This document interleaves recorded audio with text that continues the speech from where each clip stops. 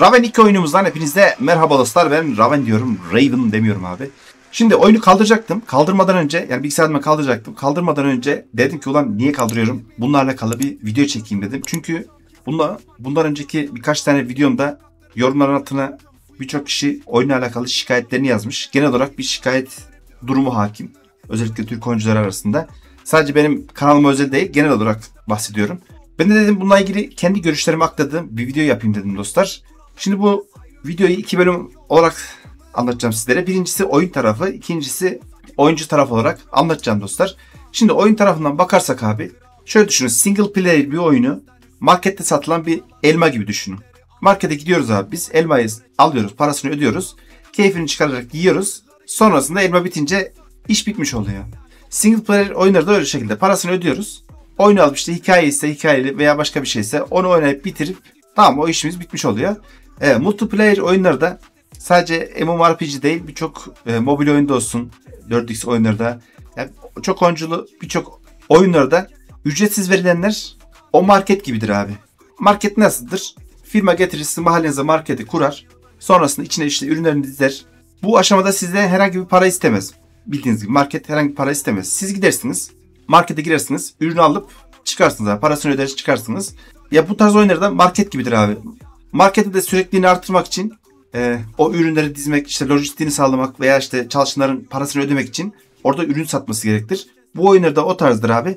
İlla ki bu sürekliliğini devam ettirmek için MMO oyunlarda işte yeni hikaye yazıyorlar, yeni etkinlikler düzenliyorlar. Oyunu sürekli güncel tutmak için, oyuncuyu oyunda tutmak için yeni şeyler yapıyorlar. Bunların da belli bir maliyeti vardır zaten. Adam da o maliyetleri karşılamak için illa ki sizde bir şeyleri satmak zorundadır. Yani bu tarz oyunlara giriyorsanız bunu bir kere kafanızda bulundurmanız gerek dostlar. Aylık satış olur veya paket satışları olur. Ne bileyim. İlla ki bir para alacaktır sizden ki sürekliliğini devam ettirebilsin. Ha, bunu Raven 2 özelinde demiyorum. Bazı oyunlar az yapar, bazı oyunlar artırarak yapar. Yani abartarak yapar. İlla ki vardı yani. Bunu bir kere kafanızda bulundurun abi. Bu tarz oyunları da oyun tarafında illa ki bu paketi satacaktır. Gelelim oyuncu tarafına abi. Şimdi oyuncu tarafında ben oyuna ilk girdiğimde abi, bunu daha önce şeyde görmüştüm. Tronos Liberty'de de görmüştüm. İlk global açıldığında. Oyuna bir girdik abi. Harita aynı bunun gibi doluydu böyle. Yani her yerde kesilecek mob vardı. Dolu olmasına rağmen her iki moba bir tane oyuncu düşüyordu. Yani her tarafta oyuncu vardı. Böyle millet bir daldı böyle oyuna. Her tarafta oyuncu vardı. Şimdi düşünün mesela. Ben geçen gün girdim. Çok az, hatta oyuncu bile zor gördüm. Sadece köyleri de vardı. Dışarıda çok az gördüm. Bunu da ilk açıldığında millet doldu böyle, girişti. Tamam, bu tarz oyunlar genel olarak benim gözlemim şöyle yapıyor abi. Oyuna ilk başladığımızda moblar çok zayıf oluyor. Çok kolay bir şekilde kesiyoruz. İşte her kestiğimizde level atlıyoruz. Hasarımız yükseliyor. Çeşit çeşit işte paketler veriyorlar. Yanımızda yancı veriyorlar. Şudur budur. Yani oyuncuyu biraz pohpohluyor böyle ki oyuna bağlansın gibisinden. Sonrasında ne oluyor abi? Yavaş yavaş mobların seviyesi hikayede ilerledikçe ve yavaş yavaş gelişmeye başladıkça basma itemleri biraz daha uzaklardan çıkmaya başlıyor. İşte şu haritaya git, oradan o basma itemini bulursun gibi. Abi oraya bir gidiyorsun, kesemiyorsun. Kesemeyince ne oluyor abi? Yavaş yavaş işte ekipmanımı güçlendireyim ki oraya gidebileyim mantalitesi yaratıyor. Ama güçlenecek itemler zor düşüyor. Zor düştüğü için de geçemiyorsun.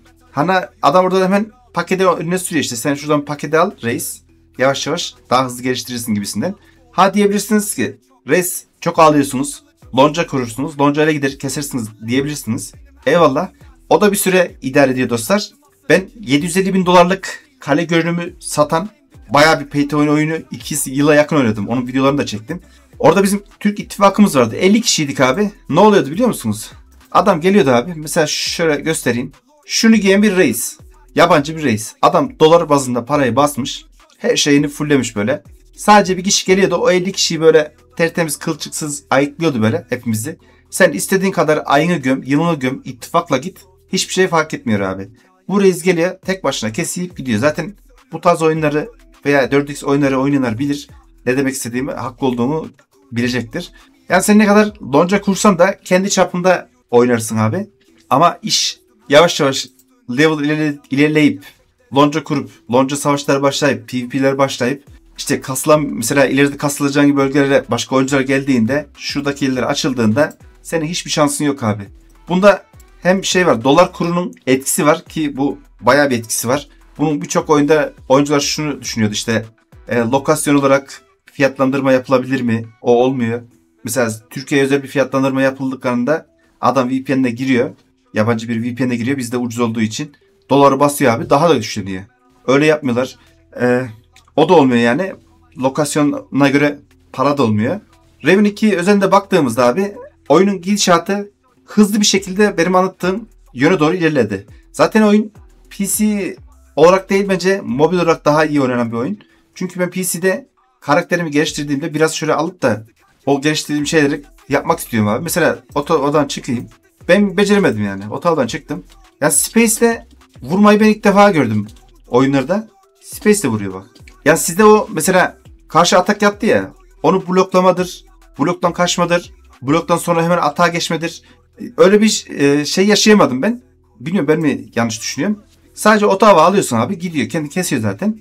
Onun dışında eğer ki MMO tarzında giderse bu oyun şu anda yoğun bir oyuncu kitlesine sahip olsa da ilk girişte en fazla 1-2 ay içinde ben seçileceğini düşünüyorum. Ya birçok oyuncu o ben dediğim engellere vardığında artık para da basmayacaktır. Oradan sonra gidemeyecektir. Yani oyunu bırakacaktır. Sadece böyle oyuna çok para basanlar. Ki para basmadan kastım da şu abi. Mesela aylık sene 30 bin lira kas. Bu oyuna parayı bas. Adam 10 bin dolar 20 bin dolar para bastığında seni yine kesecektir. Yani az önce gösterdiğim elbiseleri giyen reisler var ya şunlar. Şunlar. Bunlar gelecektir bu şekilde.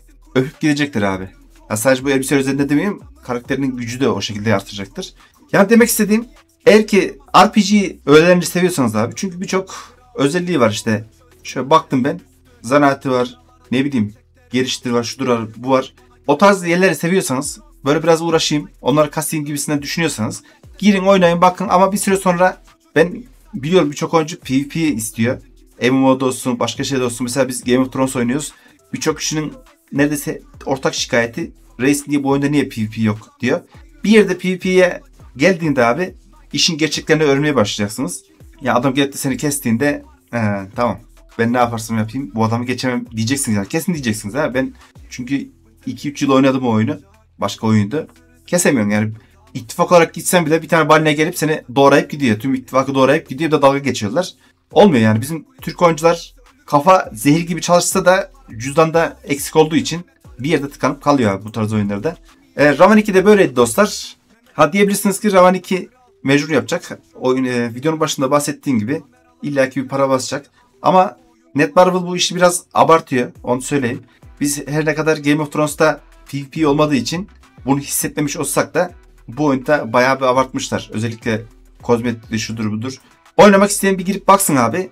Ama fazla da dediğim gibi şey yapmasın yani. Kendinizi kasmayın. Daha iyi oyunlar çıkacak. Mesela Age of Creation çıkarsa daha iyi mesela bundan. Ona bakın dostlar.